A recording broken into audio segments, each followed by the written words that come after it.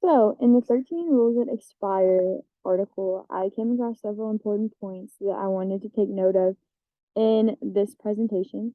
The first point that I came across is there are 13 commonly misused statements that teachers implement as rules in their mathematics classroom. The article dived really deep into these, and they show the 13 misconceptions that occasionally work when teachers are teaching like kindergarten, first grade, second grade, third grade, fourth grade, and so on. But after that grade, they no longer work because it's just a tip or a trick that does not work. And in the long run, it confuses students, and students think that they have to memorize all of these tricks in order to be successful in mathematics. The second thing is rules that work occasionally are not rules.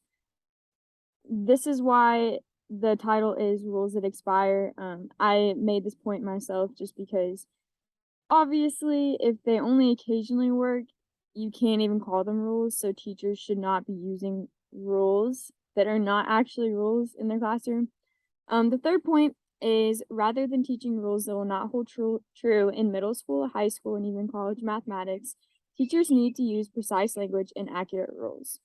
So, this is really the overarching theme of the entire message. Teachers need to be way more careful with the words that they use in their classroom and make sure that the things that they say do not confuse students and that what they say is accurate in the entirety of mathematics, because you can't say something that works while you're in second grade and then in fourth grade they have to relearn the entire thing because a teacher didn't teach them correctly. So personally, as a teacher, I don't ever want to do this, so I really found this article very helpful. The next point I said is we need to teach in accordance with S&Ps. We need to make sure students look for structure and teach them to reason abstractly and quantitatively.